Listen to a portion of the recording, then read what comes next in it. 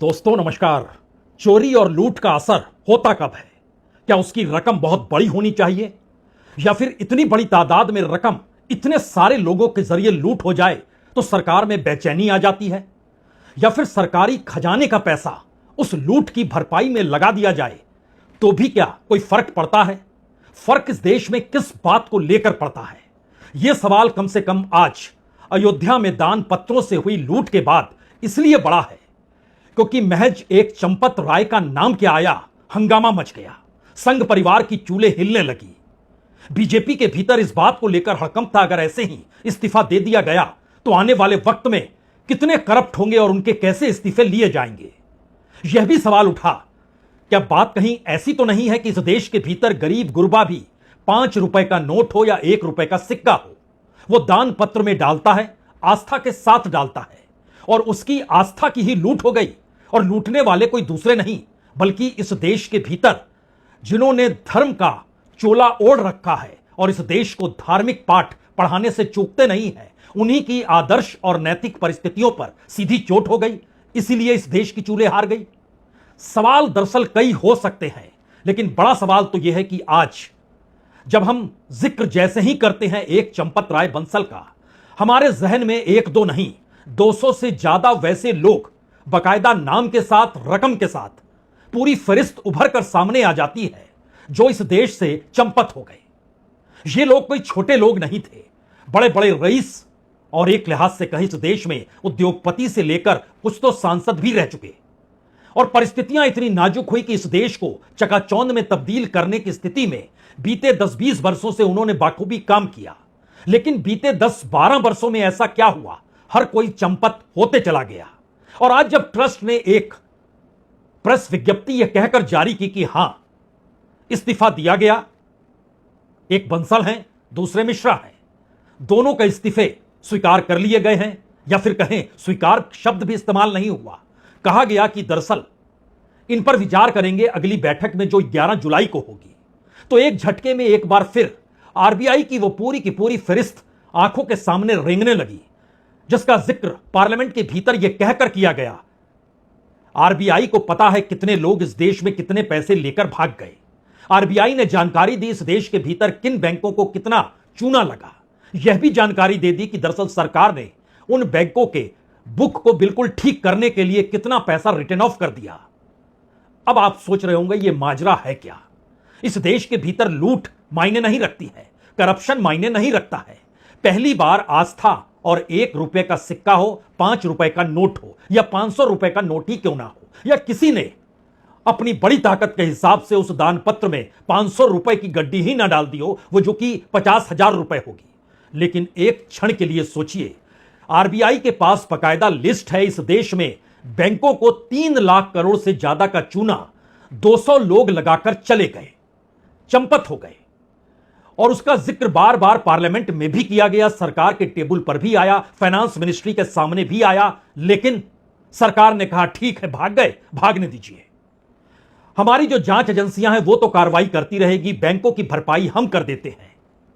उस 3 लाख करोड़ की भरपाई सरकार ने कर दी, यानी जो कार्रवाई होनी चाहिए वो भरपाई में तब्दील हो गई। लेकिन सरकार इसे स्कैम नहीं मानती है, उसका कहना है सबके नाम तो सामने ही है।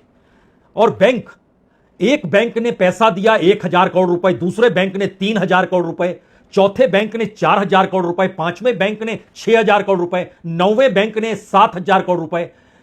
इस 200 की लिस्ट में कम से कम 2 दर्जन यानी 24 से ज्यादा तो ऐसे नाम हैं जिन्होंने एक बैंक को नहीं 9 बैंक को चूना लगा दिया। यानी एक बैंक को चूना लगाया, फिर दूसरे बैंक से लोन लेने पहुंच गए। और यह लोन जो दिया जा रहा था वो सरकार के नेक्सस के साथ काम कर रहा था, या फिर ऊपर से दबाव था कि इन्हें आप रोकिए मत। आपके जहन में यह 3 लाख करोड़ एक क्षण के लिए खटक रहा होगा। आप कहेंगे कि दरअसल जो सरकार ने इस देश के सरकारी बैंकों में बीते 12 वर्षों में जो रिटर्न ऑफ पैसा किया है वो तादाद तो 16 लाख करोड़ से ज्यादा है, और अगर उसमें प्राइवेट और विदेशी बैंकों का जिक्र कर दें तो यह 25 लाख करोड़ पार कर जाता है। कौन पैसे ले गया, क्यों ले गया, उसने जिस काम के लिए पैसे ले गया वो क्यों नहीं करता है, उस पैसे को उसने किसी दूसरी जगह पर लगा दिया, वापस बैंकों को नहीं लौटाया। और खुद ब खुद आरबीआई के सामने जब 200 लोगों की लिस्ट आई तो इसका जिक्र पार्लियामेंट में 6 मौकों पर किया गया, और ये 6 मौके 2020 यानी कोविड काल के बाद के हैं। आखिरी बार 2025 में भी किया गया था। इस बात का जिक्र, जो लोग पैसा लेकर चले गए उनके खिलाफ इस देश की जांच एजेंसियां कार्रवाई कर रही है, और इस देश में फाइनेंशियल एजेंसी जो काम करती है उनकी संख्या भी लगभग 18 है। उसमें काम करने वाले नौकरशाहों की तादाद जो है वो 108 है। लेकिन सब कुछ चल रहा है और चंपत हुए लोगों को कोई पकड़ना चाहता ही नहीं है। और एक चंपत राय बंसल के नाम को लेकर आस्था, धर्म, वोट बैंक, अयोध्या की पूरी लड़ाई, उस संघर्ष का जिक्र, सब कुछ हो रहा है। इस देश के खजाने से पैसा रिटर्न ऑफ करके डाला गया।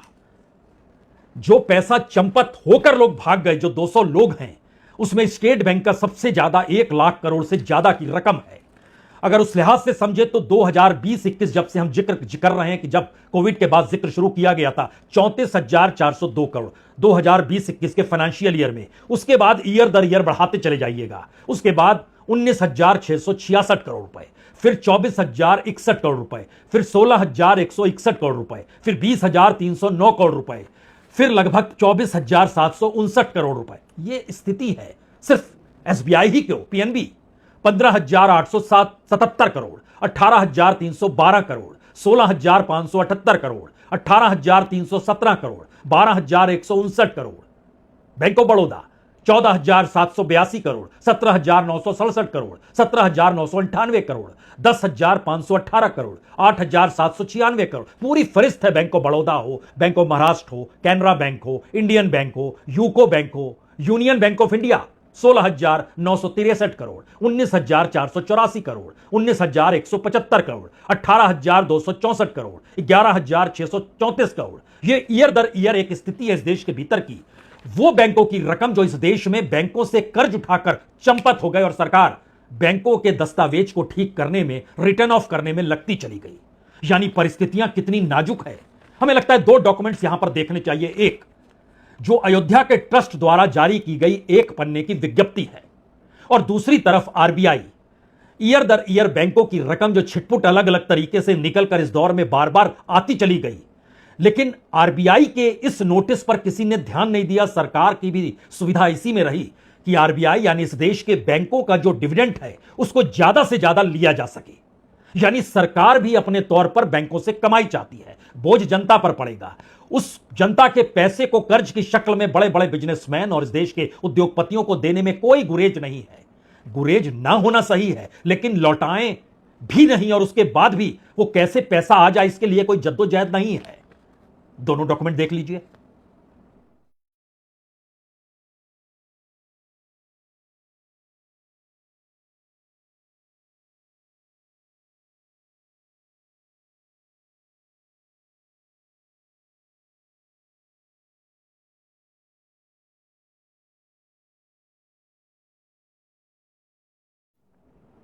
क्या फर्क पड़ता है, कितने भी लाख करोड़ का जिक्र कर लीजिए, और जब जिक्र इस देश के बैंकों से 3 लाख करोड़ लेकर 200 से ज्यादा लोग गायब हो गए, गायब नहीं हुए, दिखाई देते हैं।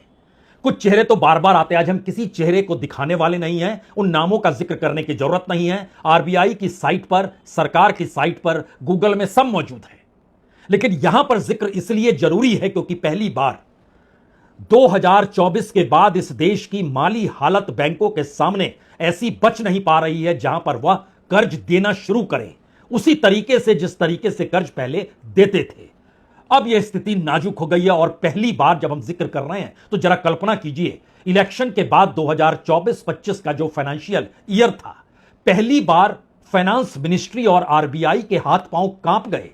क्यों? क्योंकि इस देश के भीतर छिटपुट इंडिविजुअल लेवल पे जो रिटेल लोन लिया जाता था, यानी बड़ी इंडस्ट्री नहीं, यानी छोटी इंडस्ट्री भी नहीं, यानी अलग अलग लोगों की जरूरतों के हिसाब से इस देश में जितनी बड़ी तादाद में बैंकों से कर्ज उठाया गया वो सबसे ज्यादा था। आप कहेंगे इसका मतलब है रोजगार गायब हो रहे थे, आप कहेंगे इसका मतलब है कुछ बच ही नहीं रहा था, तो लोन ले लीजिए। यकीनी तौर पर आप कह सकते हैं ये, लेकिन वो लोन भी ना लौटा पाने की स्थिति में वही रिटेल सेक्टर सबसे बड़ा हो गया। और पहली बार सरकार को लगा कि स्थितियां इतनी नाजुक है कि इंडिविजुअल लेवल पर लिया जा रहा लोन भी जब लौटा पाने में लोग सक्षम नहीं हैं और उनसे अगर लोन बैंक मांगने जाए या उनकी कुर्की जब्ती करनी शुरू कर दे, तो आपको जानकर हैरत होगी इस देश के भीतर लगभग 50 लाख लोगों की कुर्की जब्ती हो जाएगी। जी, इतनी बड़ी तादाद में इस देश के भीतर किसी के पास पैसा नहीं तो क्या वैसे ही लोग जाकर दान पत्रों के नोट गिन रहे हैं। काम किसी के पास बच नहीं रहा है। इकोनॉमिक क्राइसिस एक सोशल क्राइसिस में तब्दील हो रही है। सोशल क्राइसिस उस इकोनॉमिक क्राइसिस को मान्यता दे रही है जहां पर धर्म और आस्था आ जाए। धर्म और आस्था के नाम पर भी लूट उस बड़े इकोनॉमिक क्राइसिस को छुपा लेती है जहां पर इस देश में लगभग 16 लाख करोड़ से ज्यादा सरकार इस देश में कर्ज लेने वालों का पैसा खुद चुका देती है और देश छोड़कर जाने वालों का पैसा जो 3 लाख करोड़ का है, जो 200 लोग हैं, उनकी धरपकड़ करे, वापस पकड़ कर लाए, उनकी ब्लैक मनी, उनकी संपत्ति जब्त की शुरुआत कर दे। नहीं, उसको भी अपने तौर पर रिटर्न ऑफ कर दिया जाता है। और हम जब जिक्र आपसे कर रहे हैं रिटेल लोन का, तो 45,404 करोड़ रुपए यह है रिटेल लोन। इस देश में सरकार को इसलिए माफ करना पड़ा क्योंकि बैंक करते तो क्या करते, बैंकों की बुक को ठीक किया गया, कहा गया कोई कुर्की जब्ती मत कीजिए, छोड़िए, देखा जाएगा। यहां तक कि एग्रीकल्चर और इंडस्ट्रियल लोन भी जो एमएसएमई सेक्टर खासतौर से लोन लेता है, इन दोनों की तुलना में यह इंडिविजुअल लोन कहीं ज्यादा हो गया। एग्रीकल्चर का लोन 21,882 करोड़, इंडस्ट्रीज का लोन 37,716 करोड़, लेकिन रिटेल और इंडिविजुअल लोन 45,000 करोड़ से ज्यादा। यह मैसेज है भारत के भीतर की उस परिस्थिति का जिसमें लूट मान्यता पा रही है और हर चीज को लेकर इस देश में सिर्फ और सिर्फ करप्शन के आधार पर ही पैसा कमा सकते हैं। यह मैसेज बहुत तेजी के साथ चल रहा है। आपके जहन में पेपर लीक भी आ गया होगा, इस देश का एजुकेशन सेक्टर भी आ गया। हमारी टीम ने कुछ इस पे काम भी किया और बतलाया कि नंबर ऑफ पेपर लीक तो हर कोई बतलाता है, जरा यह बतलाइए कि एवरेज इस देश के भीतर में जो किसी पेपर लीक से प्रभावित होने वाले छात्र हैं, अगर उस पेपर लीक का सिर्फ 1% हिस्सा भी, यानी 22 लाख छात्र अगर नीट की परीक्षा दे रहे हैं तो आप उसका 1% ले लीजिए, उस 1% को भी अगर पेपर लीक का पेपर मिल जाता है, उसके जरिए जो कमाई होती है, वो कमाई न्यूनतम जो है वो 98,000 करोड़ की 2024 या 22 में जो फर्स्ट लीक हुआ था उस समय से निकल कर आई, जो इस दौर में बढ़ते बढ़ते 2 से 2.5 लाख करोड़ तक हो चुकी है। इस देश के भीतर कितने पेपर लीक हुए। आज भी महाराष्ट्र में टीचर्स टीईटी का पेपर था, वह भी लीक, और उसमें भी एफआईआर दर्ज की गई है। पुणे में यह हुआ है। इस देश के भीतर में ध्यान दीजिएगा तो कमोवेश हर सेक्टर के भीतर जो करप्शन है, जिस भी सेक्टर में कदम आगे बढ़ाने की सोच है, वो कोई भी सेक्टर हो सकता है, वो पावर का सेक्टर हो सकता है, माइनिंग का सेक्टर हो सकता है, वो रेलवे प्लेटफॉर्म पर दुकान लगाने वाले का भी सेक्टर हो सकता है। वो इस देश के भीतर में हर सेक्टर, हर क्षेत्र में बिना करप्शन के अगर चीजें नहीं है तो उसकी सबसे बड़ी हकीकत आरबीआई के वो डॉक्यूमेंट है जो बतलाते हैं, और खुद नीति आयोग इस पर मुहर लगाता है कि दरअसल नोटबंदी के बाद की परिस्थितियां इस देश के भीतर जो अनऑर्गेनाइज सेक्टर को भी प्रभावित करती चली गई, उसके दायरे में भारत का जो तबका था वो लगभग 40 से 45 करोड़ कामगार तबका आ गया, और उसका व्यापक असर भारत के उस सोशल स्ट्रक्चर पर पड़ गया जहां पर वो कॉम्पिटिटिवनेस में ईमानदारी हो, इससे हटकर कॉम्पिटिटिवनेस में करप्शन हो, और उस करप्शन के आश्रय कमाई की दिशा में चीजें बढ़ने लग गई। एक दूसरी फेज देख लीजिए।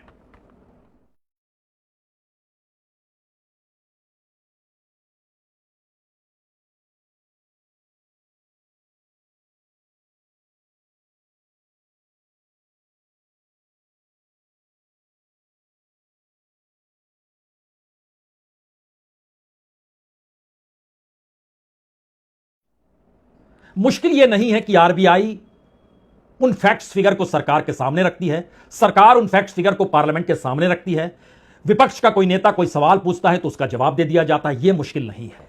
मुश्किल यह भी नहीं है कि जो कर्ज लेकर भाग गए 3 लाख करोड़ रुपए वहां पर हैं, इस देश के भीतर में 13 लाख करोड़ अलग से हैं, 16 लाख करोड़ रुपए का रिटर्न ऑफ किया जा चुका है। जी, मुश्किल यह भी नहीं है। मुश्किल यह है कि दरअसल इस पूरे करप्शन के एस्पेक्ट को एक पॉलिसीगत तरीके से सरकार ने अपने गवर्नेंस के तरीकों में ढाल दिया है। तो इसीलिए संघ कोई भी पाठ पढ़ा ले, इस देश के भीतर कोई भी इंस्टीट्यूट ईमानदारी का खोल लीजिए, जब हवा और पानी और जमीन के भीतर इस देश के लोकतंत्र को ही करप्शन में ढाल दिया गया हो, तब आप क्या करेंगे? हम इसलिए यह कह रहे हैं कि नोटबंदी के बाद की परिस्थितियों का जिक्र नीति आयोग ने जरूर किया। इस देश में विपक्ष के लोग आज भी सवाल उठाते हैं, पीएम केयर्स का पैसा किसने दिया, कहां से दिया, उसका हेडक्वार्टर अभी भी साउथ ब्लॉक में है। इन सब के बीच यह भी उठता है कि दरअसल उनके साथ सरकार के लोग जुड़े हैं, लेकिन उस पीएम केयर्स को चलाता कौन है, वो पैसा जाता कहां है? कोई जवाब नहीं मिलेगा। इस देश के भीतर इलेक्टोरल बॉन्ड का जवाब भी एक वक्त नहीं मिल रहा था। 16,000 करोड़ रुपए पार्टियों में बढ़ते चले गए। ब्लैक मनी थी, सुप्रीम कोर्ट ने मान लिया, लेकिन वो पैसा उन्हीं के पास रह गया। यानी ब्लैक मनी की एक लेयर भारत की उस पॉलिटिकल इकोनॉमी को चलाते हुए इस देश के गवर्नेंस में तब्दील हो गई है, जहां पर आप ईमानदारी मत खोजिएगा। तो नोटबंदी हो, पीएम केयर्स हो, इलेक्टोरल बॉन्ड हो, उसके बाद आपके जहन में डिसइन्वेस्टमेंट जरूर आ रहा होगा, लेकिन सरकार इस दौर में ऐसी परिस्थिति में देश को लाकर खड़ा कर गई जहां पर सरकारी कंपनियां बिकनी बंद हो गई। तो डिसइन्वेस्टमेंट बंद हो गया, तो इसका उपाय प्राइवेटाइजेशन और मोनेटाइजेशन के जरिए निकाला गया। हर मंत्रालय को कहा गया, आप काम करके क्या करेंगे, जिम्मेदारी आपके कांधे पर होगी, छोड़ दीजिए इसको। आप बताइए कि क्या क्या काम करना है, इसको हम प्राइवेटाइज कर देंगे या मोनेटाइज कर देंगे। मोनेटाइज की एक अवधि रहेगी, लेकिन ये सारी चीजें प्राइवेट सेक्टर करेगा। और प्राइवेट सेक्टर का पूरा नेटवर्क भारत की जीडीपी की रफ्तार के तकरीबन 200 से 300 गुना ज्यादा बढ़ने लगा। वो भी एक अलग बात है कि इस देश के भीतर प्राइवेट सेक्टर का मतलब वो तमाम कॉर्पोरेट, तमाम इंडस्ट्रीज, तमाम उद्योगपति बिल्कुल नहीं है।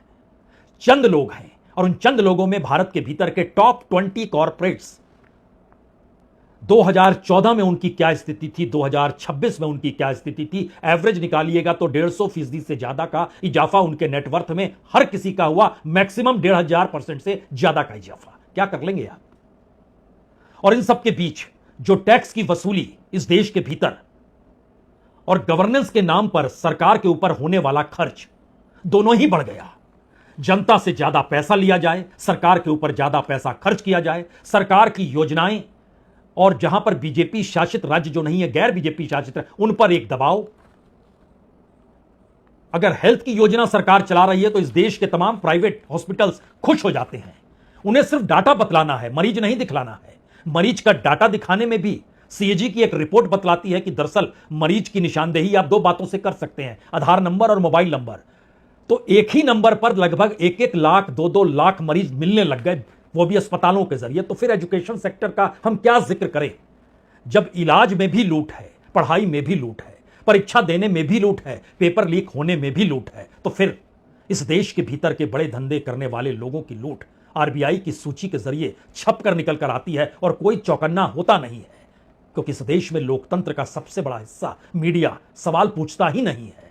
वो सवाल पूछ रहा है, अच्छा चंपत राय बंसल ने इस्तीफा दे दिया, मिश्रा जी ने इस्तीफा दे दिया, अभी 11 तारीख को बैठक होगी और पहली बार ट्रस्ट ने माना है और प्रेस विज्ञप्ति जारी कर दी है, बस इसे देखते रह जाइए। लेकिन इसके हट के सोचना शुरू कीजिए। ऐसी बहुत सी प्रेस विज्ञप्ति आरबीआई के साइट्स पर पड़ी हुई है जो बतलाती है कि कितनी लूट इस देश के भीतर खुले तौर पर कब कब हुई है, और हर बरस सरकार का आंकड़ा बतला देता है, गलती तो हुई, हमने भरपाई कर दी, कार्रवाई नहीं की। क्या करेंगे आप? बहुत बहुत शुक्रिया, बहुत बहुत शुक्रिया।